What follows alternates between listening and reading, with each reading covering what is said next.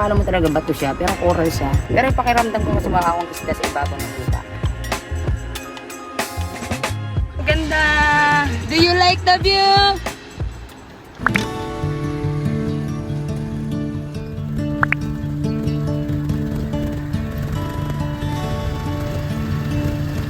Wala po kami sa harap pang lake.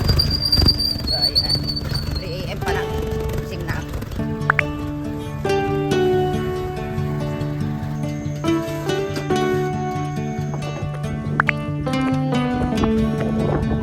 Pero sulit naman yung gising mo ng maaga.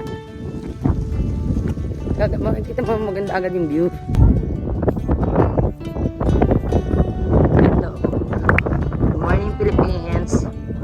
Sabi ko kay Kuya magdala ng water eh. Medyo naman yung mainit masyado. Buti lang nagkape na ako. Good morning exercise.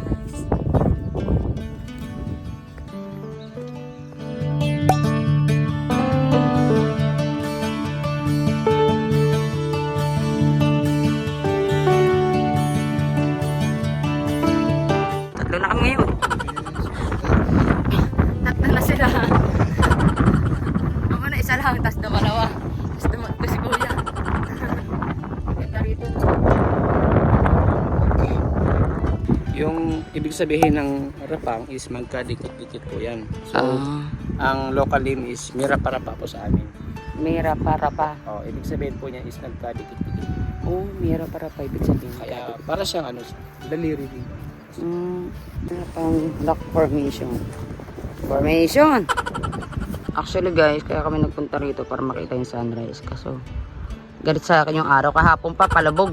Hindi ko nakita yung araw. Ngayon sunrise ulit, di ko rin makita yung araw. Oh. Ngayon po is nandito tayo sa rock garden po ng Rapang.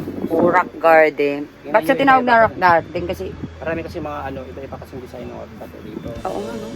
Buti nakikita yung Hindi mga natin alam kung ano yung mga ibang itsura, pero talaga maganda siya. Coral po siya. score siyang galing. Kaya parang tawag ko rito Coral Island. Yung ganda oh, tingnan nyo guys. Oh, 'di ba? Sulit talaga yung pagod na paglalakad mo. Sabi nga nila oh, bago maging maganda, pagpagod ka muna.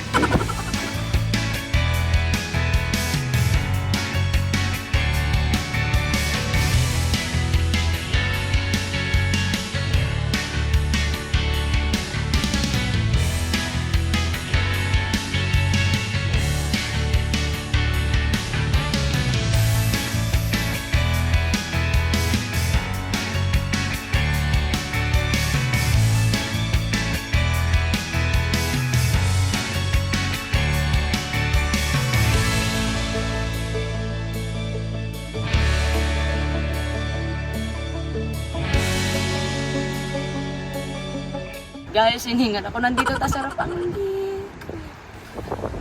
Ang ganda! Do you like the view? Nandito tayo sa Rapang, meron tayong mga nakikitang mga iba-ibang Uri ng na. mga bato. May corals na mayaman tayo sa ano, corals. Mayaman po sila sa corals. Akala mo talaga bato siya, pero coral siya. Pero yung pakiramdam ko kasi mukha akong isda sa ibabaw ng lupa. Kung i-imagine mo, diba, para kami nasa, tawag doon? Yeah, mukha kami nasa aquarium. Pero ang ganda, sobrang ganda na itong lugar na to. Tapos guys, bawal dito yung lulain. Talagang sobrang ganda niya, sa gilid talaga siya ng bangin. Itawag ako rito, ito anong taste ganda photoshoot. Kasi pag nag-photoshoot ka rito, sobrang sulit talaga pag akyat mo. Tapos talagang literal na bawal talaga rito yung may sakit sa puso. Talagang, ayun ako, dito pa lang hindi ka pa natake ka na sa puso. So mga gustong pumunta rito guys, sa Itbayat. Ayan, sulit talaga ang pagpunta nyo.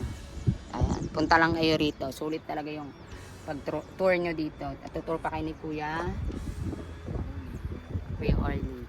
Ako ko pa siya kasama. Siya pa yung photographer ko.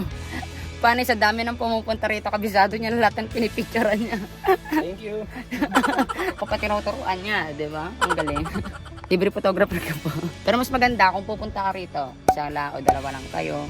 Kung sa grupo, okay din. Pero mas sulit talaga yung punta mo rito, mapipil mo yung island. Pag ikaw lang mag-isa o dalawa lang, mas sulit.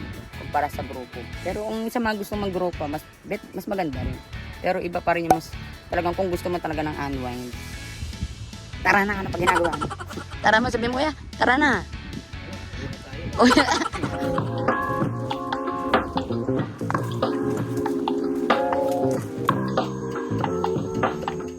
po yung dadaan namin. Ayan, papasok dyan. Grabe dinadaanan, di oh. Paahon pa. Ang ganda ng password ni kuya. Automatic open. Go kuya. Kaya. Fight.